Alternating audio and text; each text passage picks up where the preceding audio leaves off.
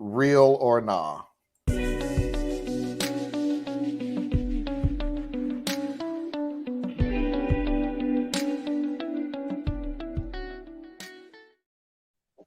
Full disclosure.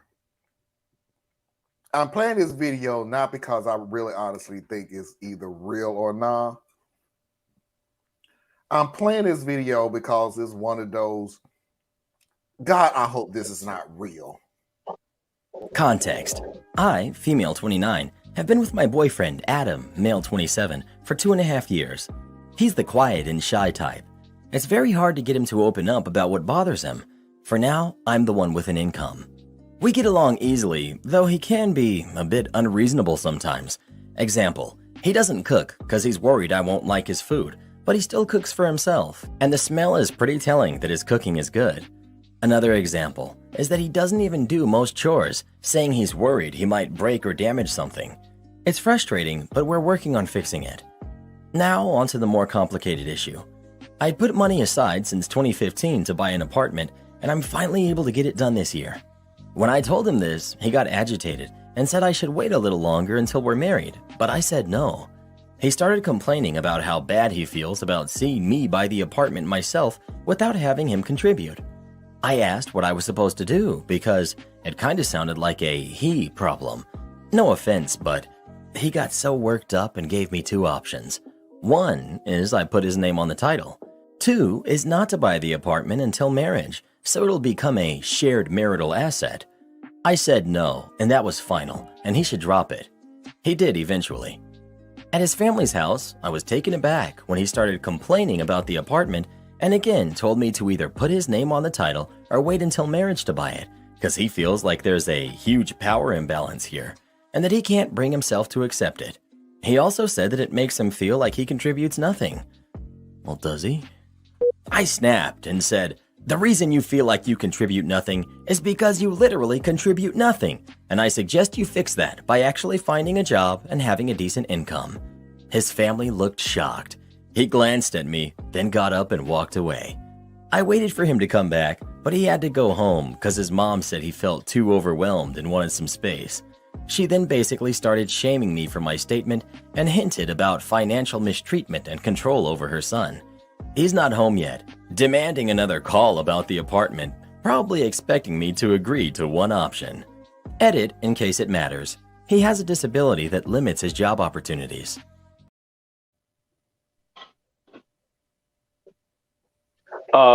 Buddy, you did exactly like you did it wrong to get to where you got to, but you did exactly what needed to be done to get where you were, because you better not marry that woman.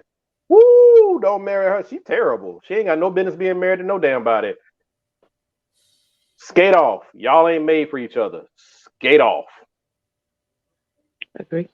Because the moment you come at me with something, well, maybe if you got a bit, you're right. I do need to get a better job, and I need to really find myself. But as I go to find myself, I must first find myself without you. So I'm gonna go ahead and I'm leaving now. And the great thing is we don't even live together. So you ain't gotta worry about my stuff. Lose my number.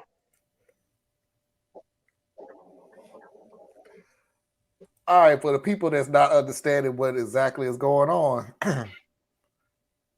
yeah, you just need to get out of this relationship. I don't care. She is the booty hole. I don't care if it's the dude. Hey, dude, you need to leave her because she me. Hey, lady, you need to leave him because he's a blittering moron. I don't even care who does what. As long as I mean, think about it. Is he really a moron? Yes. Tracy, nobody can hear you. No, yeah, you mean Yes, he is. He is. He yes. cooks for himself, but not her. He doesn't do any chores again because he's afraid he'll break something. Yeah, he's a kid. So yeah, you're right. They don't need to be together. No, period. They don't need to be together, period. And she is just horrible. No, she if told you him think the she truth. ain't gonna, you think she ain't gonna do that to you every day of the rest of your life? You mistaken. Why do you keep She saying told she's him the horrible? truth. The truth will make you free. Fosse said Why do I something say that she's horrible? Fosse said something Okay. that you said.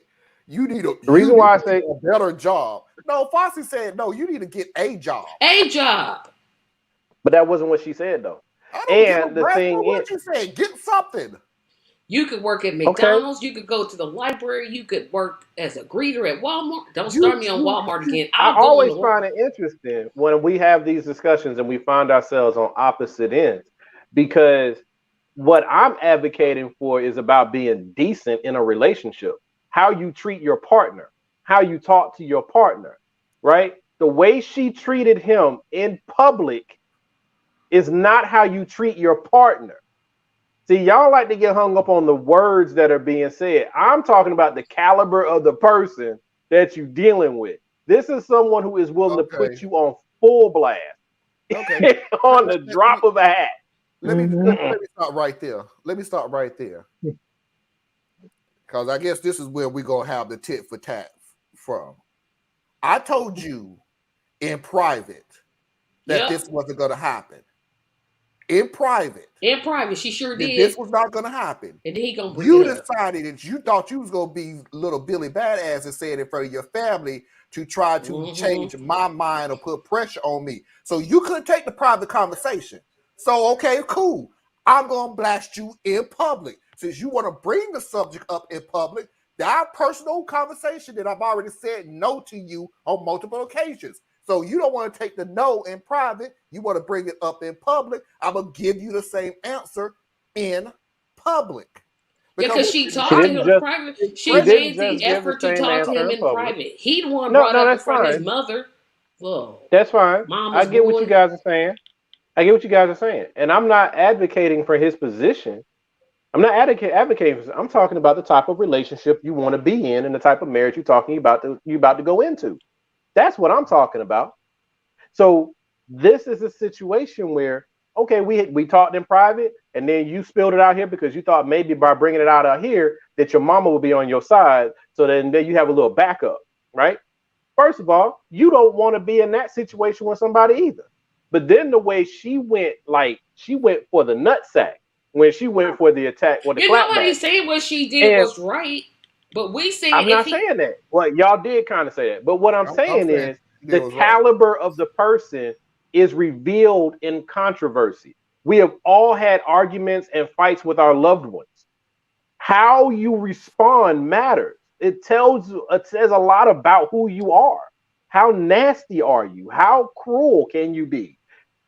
All that comes out, and it comes out in the moments of adversity. He started it when he brought up the conversation in front of his family. He started it. What are we, 5? No. What are we, if 5? He hadn't brought it, no. If he had not brought it up in the first place, she probably wouldn't have snapped. She said it in private, and then he said, "I know what I'm gonna do. I'm gonna bring this up in front of my mother." Well, if you started, you better be able to finish it. We are always on opposite sides of these.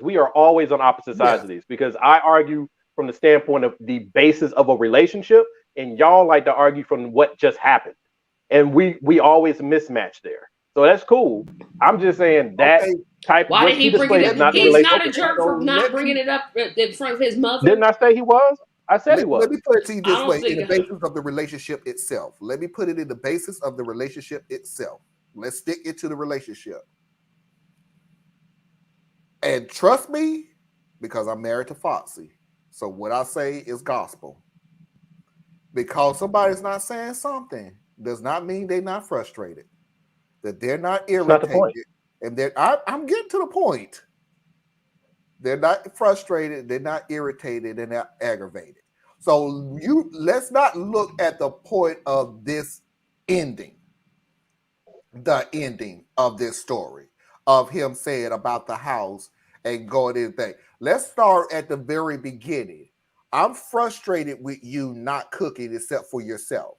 I'm frustrated of you not cleaning at all. And I'm frustrated that now you decided that you're not contributing absolutely positively nothing into this relationship at all, but you want to gain my money that I saved. So cool. When you ask that question, of me to share my home or put my name on the deed or wait till I get married, I told you no, because you're not contributing. I now have emotions because you use too much logic, Theas. I'm using emotion. Oh, I'm so sorry. Okay. How dare I make sense? Oh my. So now I got the emotion of, did this fool literally just ask me to put his name on the lease, my money, and you ain't contributing? So cool. So why do you want to marry this man? Cool. Then why do you want to marry this man? I have absolutely she never no said. She said. I don't even think she said that. I don't think she ever said she wanted to marry him. Get married. He the one that said, "Wait till we get married." He the one brought part it of up. the basis. Yeah, but she didn't dispute that part. So they're in a serious relationship then. Well, so serious. Why didn't she? But let me finish. So I'm just saying, it's just y'all want to be petty and tacky about it. That's cool. But that's not being petty. In private, the emotions was already there, but you still said no. Now this dude wants to sit here, and the one thing that pisses me off more, he gonna put it in there front are of his mama. That piss me off more. One of the things that pissed me off more is trying to manipulate me. That's exactly what he did. That in a million years. So if you don't think, then break up and move on. You need to. I agree with that. Now that part I do agree with, because the whole thing I'm arguing is about decency. Blast them and kick them in the nuts, bro. You deserve the whole thing, and that's an interesting position to have. No. But for me, what you just advocated for is indecent in a relationship. You get what you get. You shouldn't have started the fight. That's not how I can function in a relationship. I can function like that with people outside of my relationship, but I'm not gonna. There's plenty of times that me and my wife disagree. We disagree a lot. But what we don't do is, well, you get what you get. You shouldn't have come at me like that. That's what put them up. That's not. It's a. We agreed that she went too low. But that's okay.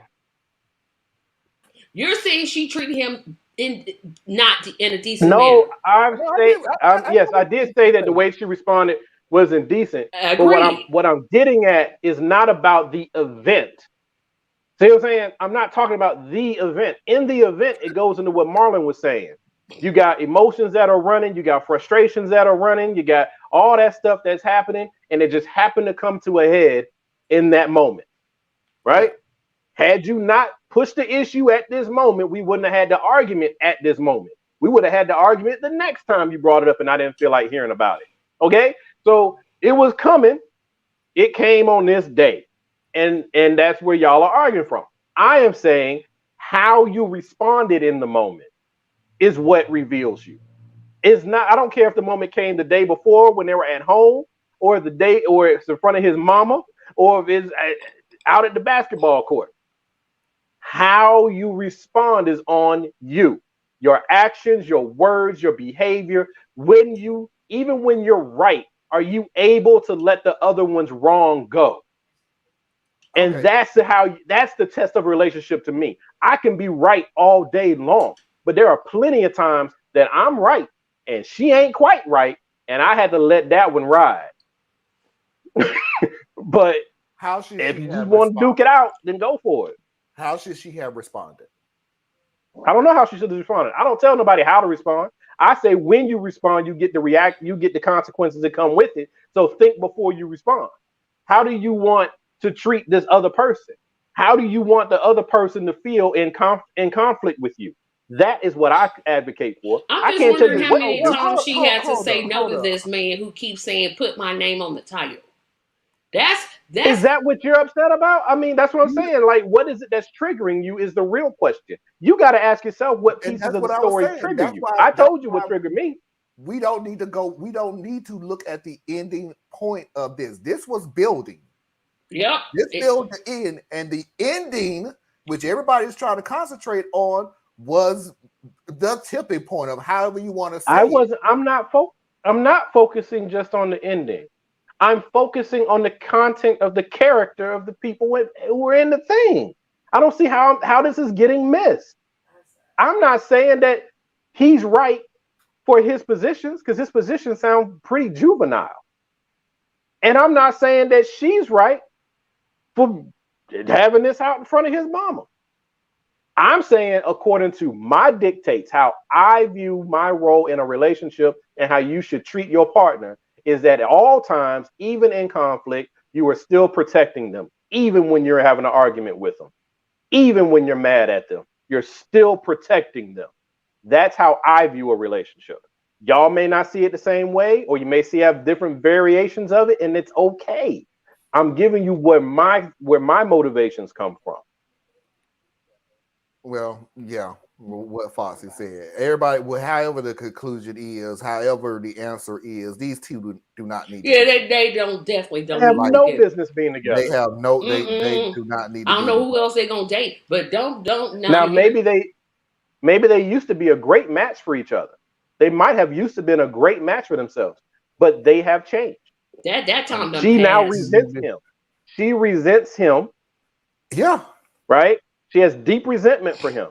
Well, if that's the case, either you need to get some therapy, you need to talk to him, or you need to leave him. And then on his thing, on his side, it sounds like he has some issues with his like insecurities, where he thinks, because I'm the man in the relationship, I should have this particular input and this level of whatever, blah, blah, blah. So if we gonna have a house, we both gotta have a house. But I don't have to really have anything just yet. Just wait for me. Wait for me. I'll catch up. Right? He got issues. You know? Okay. So who they are at this time, this ain't a good fit. Let me put one thing on what you said about him. He's selfish.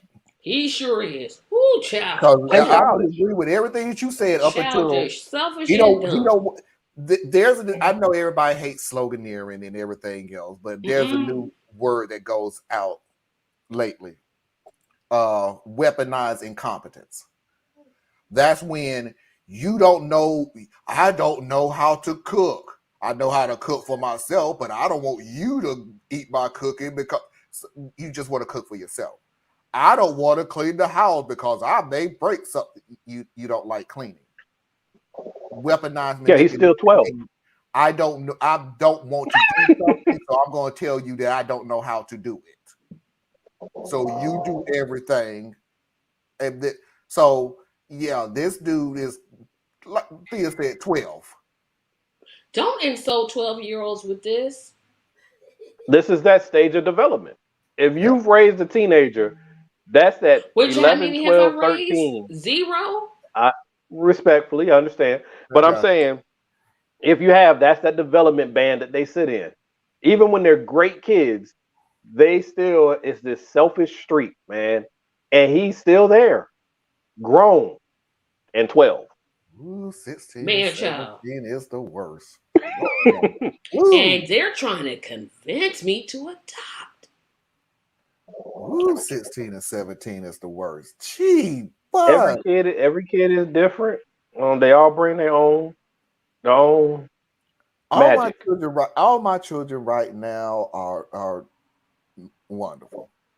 We got a few that we do look at them sideways, like, what the living hell are you thinking? But all of them at 16 and 17 was like, really? Are you serious with the things that you say? Are you serious with the things that you do? And honestly, yeah. I've told my daughter plenty of times, I love you. I love you so much. You have done great things. You have done wonderful strides. My oldest daughter graduated yesterday from college. Got her. And by the way, got her college degree. But me and Foxy have told her when she was younger, you was an a-hole. You really was. But shouldn't she? That's a part of the process, though. No, they shouldn't be. We'll talk when they get a-hole parents. Then wouldn't you expect? Think about when they get up there. I got a 23-year-old. I'm saying that she never had. I don't mean that they rough. I'm saying that's a part of the. You just said it's a part of the growing process. But that's what I'm saying. Unfortunately, it is, but every child ain't got to be that rough. Yeah, it's a because mine when she was 16 was rough. Great kid, but everything misfired at 16. What I'm saying right now is if you look at my daughters at 16 and 17, you would not know who they are now. It's literally looking at totally two different. Well, except one because she just funny like that though, but she's a lot more better. But she's just, well, right now, Tracy, I'm trying to convince you to run for state senate. Yeah. So Tracy for Senate, run for office. Tracy for Senate. Let's run it. Let's do it. Let's roll with it. Congratulations. Hey, isn't Ohio close to Indiana? I don't know. I'm stuck with geography. Yes, I'm between Illinois and Ohio. And all right, so then you get with you and Nina and forget state senate. Both of y'all run for the federal senate. Let's do it. Y'all just out here with all the bad ideas today. He will be president.